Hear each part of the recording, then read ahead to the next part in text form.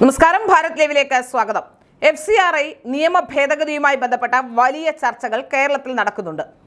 എന്താണ് ഈ ഭേദഗതി എന്ന് അറിയുമ്പോൾ മാത്രമേ ഇതിന്റെ യഥാർത്ഥ വശങ്ങൾ ചർച്ച ചെയ്യാതെ ഈ FCRI നിയമ ഭേദഗതി ഉണ്ടാക്കുന്നത് ക്രിസ്ത്യൻ മതവിഭാഗങ്ങളെ അവരെ പിടിക്കാനാണ്, അവരുടെ സ്വത്ത് തട്ടിയെടുക്കാനാണ് എന്നൊക്കെ പറഞ്ഞുകൊണ്ട് വ്യാപകമായി വോട്ട് പിടിക്കാൻ LDFും UDFും ശ്രമിക്കുമെന്ന കാര്യത്തിലേ സംശയം വേണ്ട.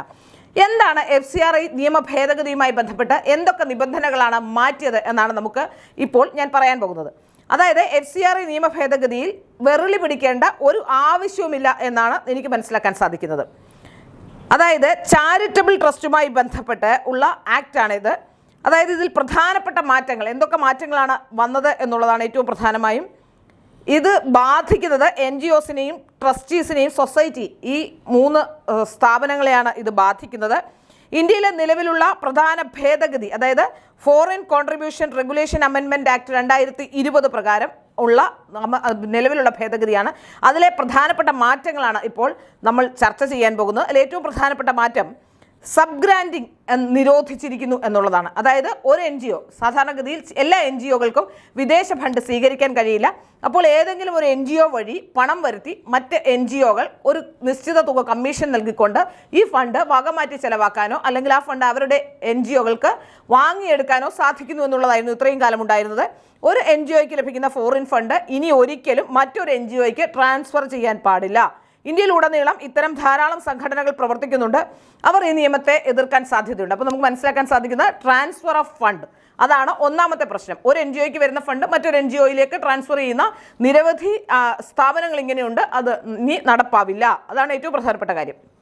രണ്ടാമത്തെ കാര്യം, അഡ്മിനിസ്ട്രേറ്റീവ് എക്സ്പെൻസസിൻ്റെ ലിമിറ്റ് കുറച്ച് മുൻപ് 50% വരെയായിരുന്നു അഡ്മിനിസ്ട്രേറ്റീവ് എക്സ്പെൻസ്. അതായത് വരുന്ന ഫണ്ടിൽ അഡ്മിനിസ്ട്രേറ്റീവ് എക്സ്പെൻസ് എന്ന് പറഞ്ഞുകൊണ്ട് 50% ഫണ്ട് ഉപയോഗിക്കാമായിരുന്നു. അപ്പോൾ അഡ്മിനിസ്ട്രേറ്റീവ് എക്സ്പെൻസ് കാണിച്ചാൽ ഫണ്ട് അടിച്ചു മാറ്റാൻ സാധിക്കുമായിരുന്നു. ഇപ്പോൾ ആ ഫണ്ട് 20% കുറച്ചിരിക്കുന്നു. അതായത് അഡ്മിനിസ്ട്രേറ്റീവ് ആവശ്യങ്ങൾക്ക് 20% മാത്രമേ ഉപയോഗിക്കാൻ കഴിയുകയുള്ളൂ.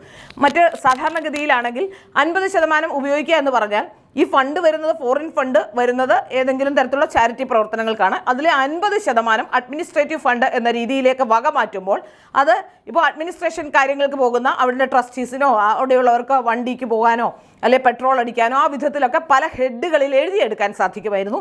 ഇനി അത് പറ്റില്ല. 30% ഫണ്ട് കൂടി, അതായത് കൂടുതൽ ജനങ്ങൾക്ക് ഉപകാരപ്രദമാകുന്ന ഒരു പ്രധാനപ്പെട്ട ഈ ട്രസ്റ്റിൻ്റെ എന്താണോ ട്രസ്റ്റ്, ആ ട്രസ്റ്റിൻ്റെ അല്ലെങ്കിൽ ചാരിറ്റബിൾ സൊസൈറ്റിയുടെ കീഴിലെ ആരാണോ ഗുണഭോക്താക്കൾ, ആ ഗുണഭോക്താക്കൾക്ക് ഉപകാരപ്രദമാകുന്ന ഏറ്റവും പ്രധാനപ്പെട്ട ഒരു നിയമ ഭേദഗതിയാണിത്. ഇത് മറിച്ച് ഇത് അങ്ങനെയല്ല എന്ന് വരുത്തി തീർക്കുന്നത് തന്നെ വലിയ പ്രതിസന്ധി സൃഷ്ടിക്കാനാണ്. അല്ലെങ്കിൽ അത് അടിച്ചു മാറ്റാനുള്ള സൗകര്യം ട്രസ്റ്റികൾക്ക് നഷ്ടപ്പെടുന്നു, അല്ല ട്രസ്റ്റികൾക്ക് നഷ്ടപ്പെടുന്നു എന്നുള്ളതാണ് ഏറ്റവും പ്രധാനപ്പെട്ട കാര്യം.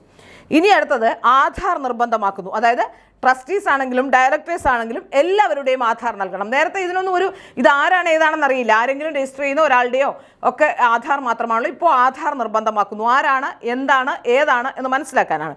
ഇനി അടുത്തത് SBI FCRI അക്കൗണ്ട് വഴി മാത്രമേ ഇത് ട്രാൻസ്ഫർ ചെയ്യാൻ കഴിയുകയുള്ളൂ. അതായത് എല്ലാ ഫോറിൻ കോൺട്രിബ്യൂഷൻസും സ്റ്റേറ്റ് ബാങ്ക് ഓഫ് ഇന്ത്യയുടെ ന്യൂഡൽഹി മെയിൻ ബ്രാഞ്ചിലുള്ള പ്രത്യേക FCRI അക്കൗണ്ട് വഴി മാത്രമേ മാറ്റാൻ കഴിയുകയുള്ളൂ. ഇതാണ് ഏറ്റവും പ്രധാനപ്പെട്ട നിയമ ഭേദഗതിയായി ഇപ്പോൾ വന്നിരിക്കുന്നത്.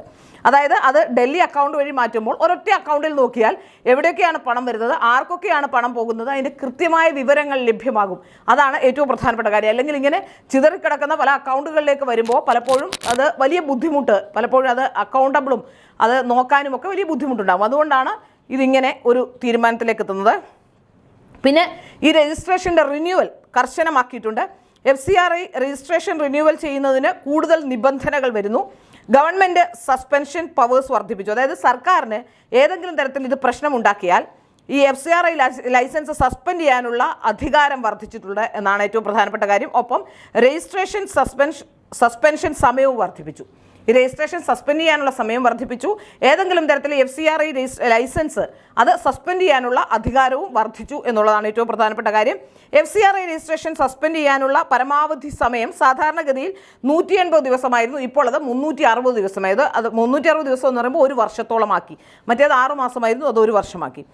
NGOകൾക്ക് റിന്യൂവൽ സമയത്ത് വരുന്ന പരിശോധനകളെ സംബന്ധിച്ചും ചില കാര്യങ്ങളുണ്ട്. ഫണ്ട് എങ്ങനെ ഉപയോഗിച്ചു, ലഭിച്ച ഫോറിൻ ഫണ്ട് ശരിയായ ആവശ്യത്തിനാണോ ഉപയോഗിച്ചത്, അതായത് വകമാറ്റി ചെലവഴിച്ചോ, ഇപ്പോൾ എഡ്യൂക്കേഷൻ ആവശ്യങ്ങൾക്ക് വരുന്നൊരു ഫണ്ടാണെങ്കിൽ അത് എഡ്യൂക്കേഷൻ ആവശ്യങ്ങൾക്ക് തന്നെ ഉപയോഗിക്കണം, വക മാറ്റി ചിലവഴിക്കാൻ കഴിയില്ല. ഇപ്പോൾ ഇതൊന്നും ഒരു കൃത്യമായ രീതിയിലല്ല പോകുന്നതെന്നുള്ളത് കൊണ്ടാണ് വളരെ കൃത്യമായൊരു നിബന്ധന വരുന്നത്. NGOകൾ ഓരോ വർഷവും FC4 റിട്ടേൺ സബ്മിറ്റ് ചെയ്തിട്ടുണ്ടോ എന്ന് നോക്കും. ബാങ്ക് സ്റ്റേറ്റ്മെൻറ്റ്, ഓഡിറ്റ് റിപ്പോർട്ട് എല്ലാം കൃത്യമാണോ എന്ന് നോക്കും.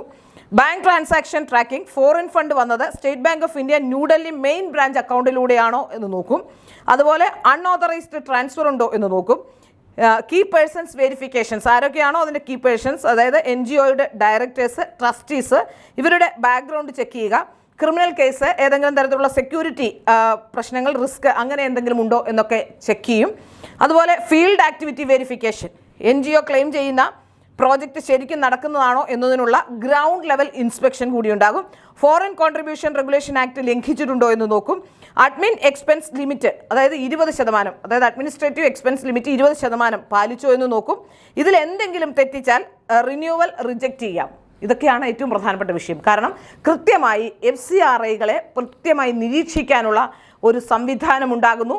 കൃത്യമായി മാത്രമേ പ്രവർത്തിക്കുന്നവർക്കും, ഏതു മേഖലയിലാണോ പ്രവർത്തിക്കുന്നത് ആ പ്രവർത്തിക്കുന്നവർക്കും വളരെ അക്കൗണ്ടബിൾ ആയിട്ടുള്ള, വളരെ കൃത്യമായി പണം, ഫോറിൻ ഫണ്ട് കിട്ടുന്നത് എങ്ങനെയാണ് ചെലവഴിക്കുന്നത് അടക്കമുള്ള കാര്യങ്ങളിലേക്ക് ശ്രദ്ധ കേന്ദ്രീകരിക്കുന്ന രീതിയിലുള്ള ഒരു അന്വേഷണമാണ് നടക്കുന്നത്. ഇത് പല രീതിയിലും നമുക്കറിയാം. ഇങ്ങനെ പണം കൊണ്ടുവന്ന് ചാരിറ്റി പ്രവർത്തനങ്ങൾക്ക് മാത്രമല്ല തീവ്രവാദ പ്രവർത്തനങ്ങൾക്ക് പോലും ഉപയോഗിക്കുന്നുണ്ട് എന്നാണ് നമുക്ക് മനസ്സിലാക്കാൻ സാധിക്കുന്നത്. ഈ ഭേദഗതിയുടെ ലക്ഷ്യം തന്നെ ഫോറിൻ ഫണ്ട് ഉപയോഗം കൂടുതൽ ട്രാൻസ്പെറൻ്റ് ആക്കുക എന്നുള്ളതാണ്. മിസ്യൂസ് ആൻഡ് ഡൈവേർഷൻ, അതായത് ഏതെങ്കിലും തരത്തിൽ ഇത് ദുരുപയോഗം ചെയ്യുകയോ അല്ലെങ്കിൽ വേറെ ഏതെങ്കിലും രീതിയിൽ വക മാറ്റുന്നതോ തടയുക എന്ന ഉദ്ദേശമുണ്ട്.